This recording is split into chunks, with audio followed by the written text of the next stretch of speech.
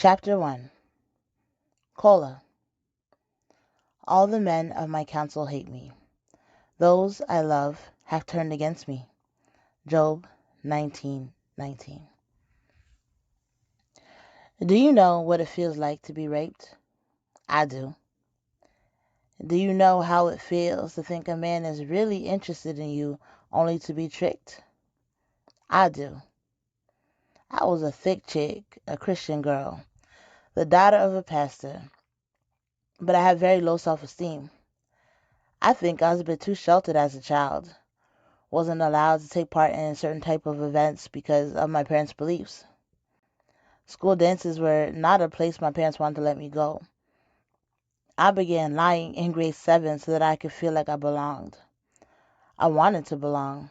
I was a thick chick, and in my class of skinny girls, I didn't feel like I fit in at all.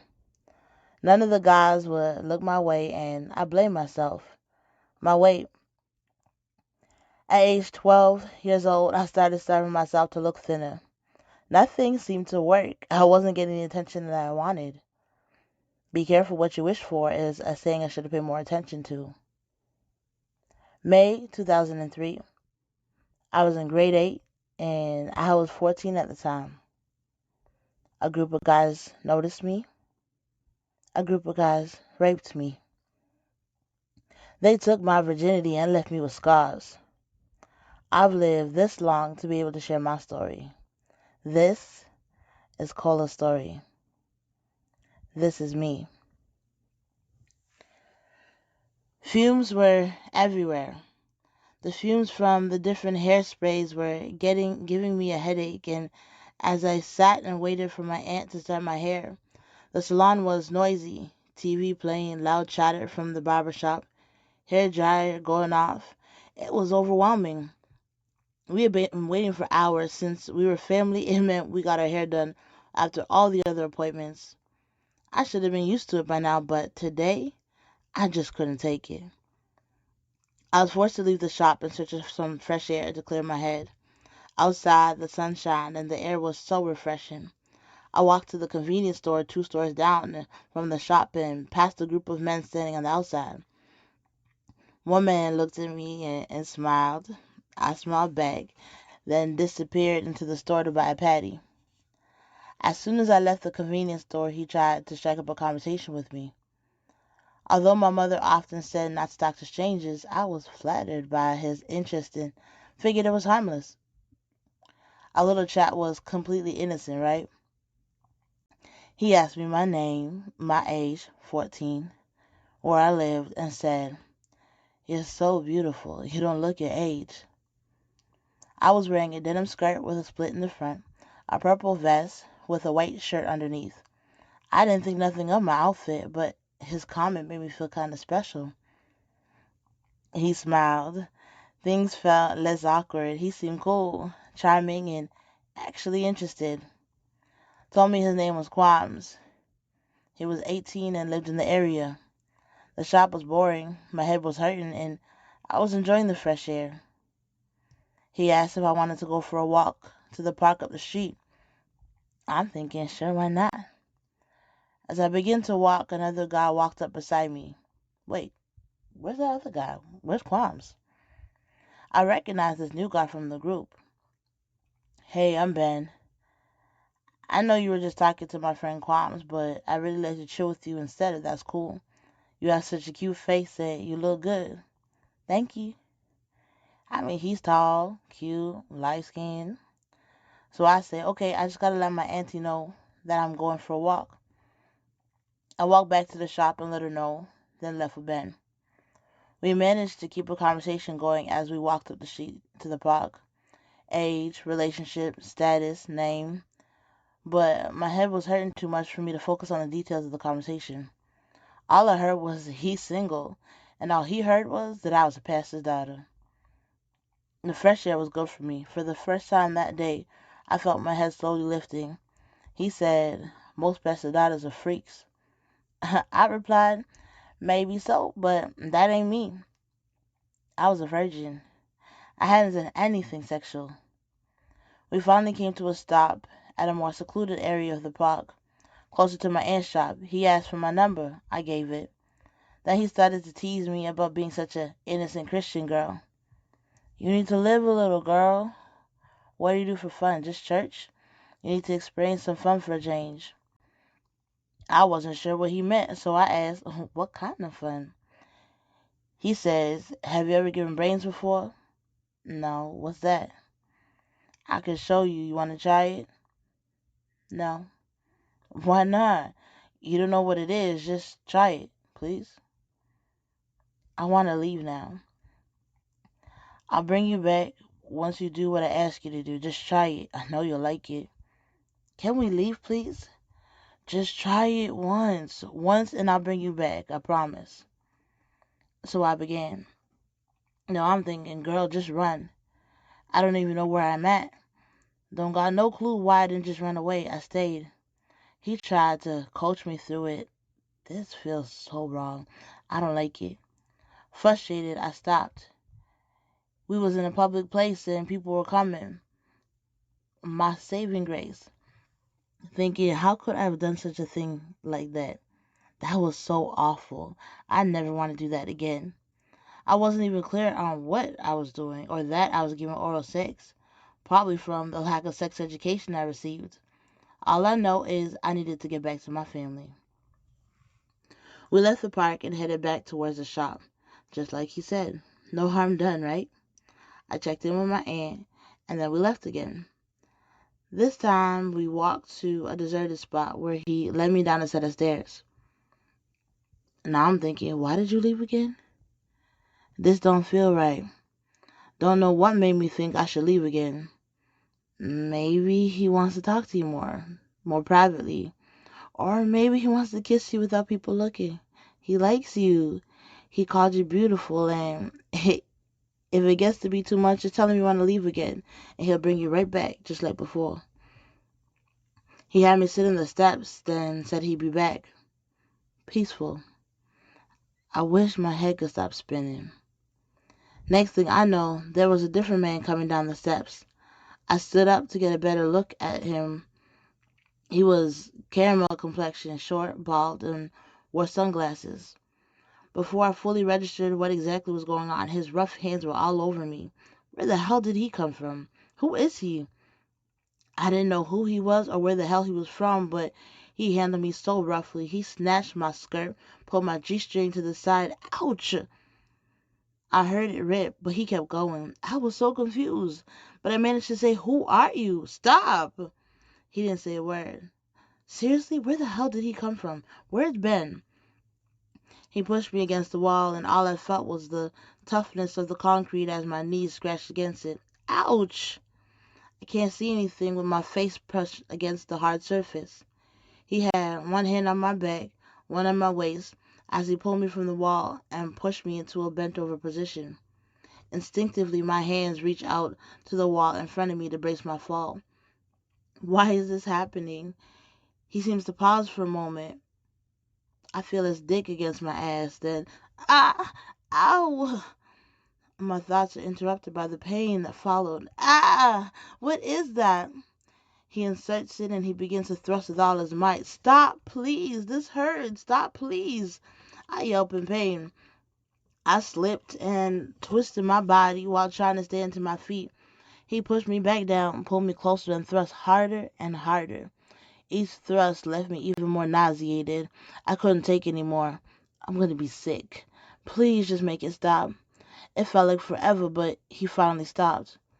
I stood in the same spot, shocked. I didn't even look to see if he left. My bum hurts. My clothes are torn. What did I do? Before I could even muster up the strength to move, I heard another person come down the steps. I was already on the ground in pain when he unzipped his pants, took my head, and put his dick inside my mouth. He held my head in place until he was done. I started choking when this warm liquid entered my mouth. Ew. I kept pushing my head around trying to get rid of it. I was finally able to spit it out once he moved his dick. By the time I looked up, he was gone. My mind was drawing blanks on what even to do. No sooner after him, there was another man. Then another, then another. One by one, they all came for a piece of me. Maybe six, maybe more. Time stood still, and I'm thinking, you need to leave. I wanted to, but instead I just sat in the dirty corner, hurt, busted, bruised, unable to move. I was alone in the pit. My mouth and ass hurt. They couldn't enter me. They hadn't entered me vaginally, but they penetrated my soul, leaving me at the bottom of some filthy stairs like nasty discarded garbage. I laid there confused and lightheaded. My mind betrayed me. It was off in fairy tale land while my body lived the nightmare. You need to leave. My body wouldn't move. Somehow I felt like it was watching it all happen from a distance. Get up! Get up before the next one comes. Come on, get up! Instead, I sat there in a daze. Next I know, Qualms appeared. He helped me get up and gently led me to sit on the stairs with him. Finally, a familiar face. He held my hand, lifted up my head, and said, "You're so beautiful." I don't feel good. What if I asked you to be my girl? I had no words. He started kissing my neck, and my body melted back into the concrete. It didn't even feel rough anymore. The steps were cold but inviting, and I saw the blue sky before my eyes closed. Once I opened my eyes, I saw a group of men. They stood above me at the top of the stairs. To be honest, I didn't even flinch. I was frozen. They were watching. I closed my eyes again as he moved from sitting next to me to getting on top of me. Is that his dick? My lower body was losing feeling. This was a different kind of hurt. Unfamiliar. Tears fell as he pushed in harder, further. I felt numb and yet still felt his depth. I wasn't sure, but I heard, "How do you like it, baby? Do you want me to stop?" I whispered, "Yes." He continued. I closed my eyes again, and the tears continued to pour. More and more my tears, they wouldn't stop. Somehow, I found the strength to say, "Stop." Louder than before, he continued. With everything I had left, I begged, "Stop, please, just stop. I don't want to do this. Just stop, please." He let up. Thank God. I was sore. Everything was sore. He left. He said nothing to me. I heard his feet walking up the stairs. Once they were out of earshot, I opened my eyes and noticed it was now dark. Shoot, it's nighttime? How long have I been here?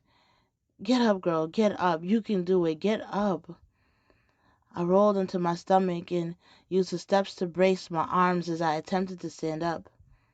I stumbled up the stairs and while holding on to the wall until both feet had reached the top step, which was before I look around or even fix my clothes, two dark-skinned men approached me.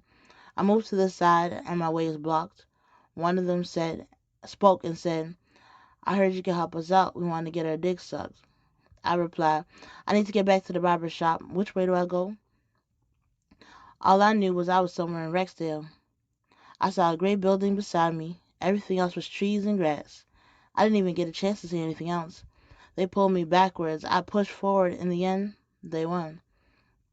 They pushed me back down the steps. As I'm going down the stairs, I see a group of men crowding the top. They stood with their backs facing us. I'm trapped. Again, they asked, "And now will you give us brains?" No. I paused, lips pursed together, and tried to clench my teeth. They pushed me over, and one pushed his dick up against my lips. As I moved, he moved with me. The other guy took his dick and started slapping me with it, slapping one side and then the other. And now the other guy joined. While they grabbed my hair and holding my head straight, they continued to slap my face with their dicks. Ouch. "Just do it and we'll let you go." I just want this to be over. They held my head until they both ejaculated. As soon as it was done, the men at the top of the stairs moved aside, unblocking the only exit. I guess I can go now? I can't explain the amount of hate I felt for myself. It was such a walk of shame up from the bottom of the stairs. I thought I'd never get to the top. I was with I was met with many different faces as they crowded me. I was like food in a pig pen. Creepy photographers stealing the last piece of innocence and dignity I had left. Some of the men had asked for my number and refused to leave until they had it. I was left stunned and immobilized by their actions as they walked away, leaving me alone. It's over. I looked around for anything familiar, but there was nothing. Just the back of the building and those disgusting stairs. The darkness was eerily silent. My thoughts cut through any type of peace I tried to establish. What now? In the distance, I saw a street light, so I walked towards it. Once there, I looked both ways and saw a main road to the left. As I walked away from the street light, I noticed two cars in the parking lot at the front of this building, surrounded by groups of men.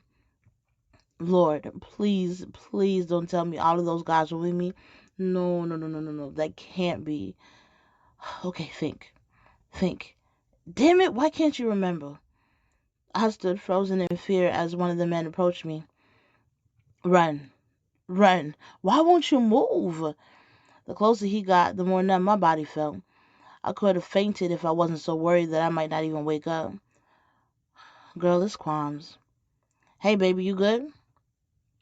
Say something. I could feel my heart in my chest. No words came out. Do you remember how old I told you you was? 18, I said. No, I'm 24. What? Oh my God. I'm 14. Ew, that's so gross. Girl, fix your face before he sees. I would love to make you my girl and take you out. Can I get your number? It's long distance. That's okay. I don't mind paying. Just for you. Shit.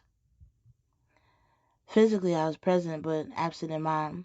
My mind deserted me and fled to another place, somewhere where I could deny everything that was happening. I did say no. I tried to say no. There were so many of them. The nightmare just never stopped. If only I knew where I was or how to get back to the shop. What the hell do I do now? I gave him my number and asked him, how do I get back? He pointed across the street and walked away. I could hear the cars screeching away, but I kept my head in the direction of the plaza across the street. This whole time, I was merely steps away. I was relieved to be free, but scared to go back. What do I say? This is so embarrassing. I don't even want to face her. It seemed to take forever to cross the street as I dreaded facing my aunt. There was a chubby man at the corner smoking and eyeing me. He smiled as I passed him and whispered, "Can I get your number too?" Why would he ask me that? What does he know? Ew, he's so old though. No, I replied as I kept walking. I barely made it to the door before my aunt let loose. She was so angry. I was so scared. Say something. I had no immediate explanation. You've been missing for 3 hours. Where have you been? I was about to call the cops. I went for a walk. For 3 hours? I gave no other explanation. From the looks and smiles I was getting from the men who worked in the shop, it would seem as if they knew. Why didn't anybody help me? As I sat quietly in the chair, one of the men who sat directly across from me had signaled for me to open my legs to give him a glimpse. One of the other barbers tried to sneak and ask for my phone number. He whispered, "I've been watching you for a while, and I want to take you out." The only one who knew nothing was my aunt and me. I played my best role yet. I pretended that I wasn't even bothered by anything.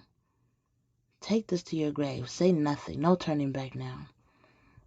It should have come as no surprise that I was banned from my aunt's shop since my disappearing act. My parents questioned the heck out of me, but I never snitched. They can never find out. What would they say? I was terrified of my parents finding out what happened. Their questions were the least of my worries.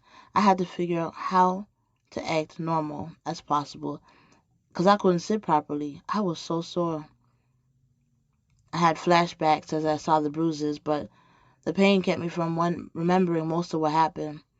When I showered, I was so disgusted. I was scared to scrub my own body. How do I look at myself and not hate what I see? You should have done more to get away. I hate you. I cried when I slept, and I smiled when I awoke. Just act normal. It's over. 2 weeks after the incident, my life changed. My phone rang, and it was Quam's. What's this here about you snitching and telling the cops you were raped? He sounded angry. Shit, I didn't say nothing. No, no, I don't know anything about the cops. I'm not going to say anything. Better not, 'cause nobody raped you. Click. Oh my God, who said something? Where did he hear this? This can't be happening. No, no, no, no, no. He had me shook. Within a few days, my parents called me into their room. I had barely woken up, and there were a bunch of questions coming in every direction. What happened that day? What day? The day when you went missing for 3 hours? I was frozen in step. Nothing. I tried to return to my room and said, I gotta get ready for school. You're not going to school until we know what happened, my father said. Please, I just want to go to school. I began to cry. Please make it go away. But it didn't. Both my parents walked me down the steps, and I was forced to sit around the kitchen table while my parents explained what they had heard. Apparently, one of the men were bragging, and my aunt's client had overheard. They were talking about having sex with some chick from Oshawa. So my aunt told my grandma, who told my parents. They speculated that I was raped, but wanted to know the truth for me. I would rather die of shame than confess anything. I sat and I cried in silence. I just want to go to school. I can't believe this is happening. Just leave it alone, please. I felt the sting from the belt that whipped across my arm.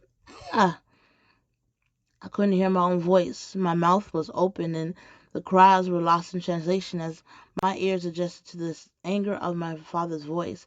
Tell me what happened, Nicola. Let's go. Daddy. No, tell me what happened. I said nothing. I hung my head in shame. I felt the sting of the belt once more. Let's go. Tell me what happened. I couldn't stop crying. In this moment, even my own thoughts abandoned me. I wanted to crawl in a hole and die. If the earth swallowed me up, I would not have been mad. God, please. I couldn't stop crying as my parents had me get dressed. My body hurt in so many places, it was insane. I found myself at the police station waiting to speak to an officer. A female officer walked in. She spent some time asking me what happened, but I still couldn't talk. If anything, I was more scared now. More than before, I cried harder. The tears wouldn't stop. I could barely look at the officer. I kept my head in my hands. To break the silence, the officer said, You know the age of consent is 14, right? If you don't tell us what happened, then there's nothing we can do. Age of consent? The officer informed me that the age of consent was the age where I could decide whether or not to have sex, and no one would get charged. So I'm thinking, okay, so if I say I did it, then I can go home. I don't want to deal with any of this. I wasn't raped. I did this all by myself. Could this get any worse? With my confession, the cop walked out of the room. I overheard her say to my parents, There's nothing we can do. She doesn't want to talk. With that, we left. Home time? I was then brought to the hospital, where we waited hours to get checked out by a doctor. I felt like a zombie. My mind was clouded and I was going through so many emotions. Even though my mother was next to me, her angry voice was distant. It sounded so far away. I couldn't recognize all the words, but her tone said it all. I was terrified, yet mother was so angry. Once I put on the gown, the reality of everything really hit. This is really happening. You can't get away. I was aware of everything, including my body. I don't want them to see me. Being partially naked was so demeaning. I don't want to be here. Why do I have to do this now? My mind wanted to dream, but I was forced to stay present in order to get the SCT check. Before I could think, I blurted out, I don't want to be here. My mother responded, when you decide to make adult decisions, then you need to live with the consequences. Well, that was rude. I was crushed, but sucked it up. The nurse called me into a separate room, and I was grateful I could leave my mom behind. How long ago did this incident take place? The nurse asked, as she prepared to do the physical exam. A couple weeks ago, I replied. I think she could sense that I wanted to leave. It was clear my mom was angry and forced me to be here. I answered the nurse's questions without any enthusiasm. Was there a condom used? Yes, I lied. I wasn't sure. I remember there was a condom, but I don't know if they were used at all or if they were used every time. Well, okay, well, if a condom was used, then you don't need to take the test, the nurse said. Okay, thanks, bye. Once the nurse left the room, I threw on my clothes and rushed out. As I walked up to my mother, I hear her ask, what did she say? I responded, nothing. Finally, we were able to go home. As we drove home, I finally overheard my mother say, is there a group home we can send her to? I guess she doesn't want me no more. I guess I'm too much of an embarrassment for her. What does this make me now? A disobedient child? A whore? I wish she understood what was going on. Damn, I wish I understood what was going on. To read or listen to the rest of this book, head to lipsandlanguage.com and click on memoir to learn how I took this book and turned it into a 10-week transformative and powerful mentorship program. Then you want to click the link below.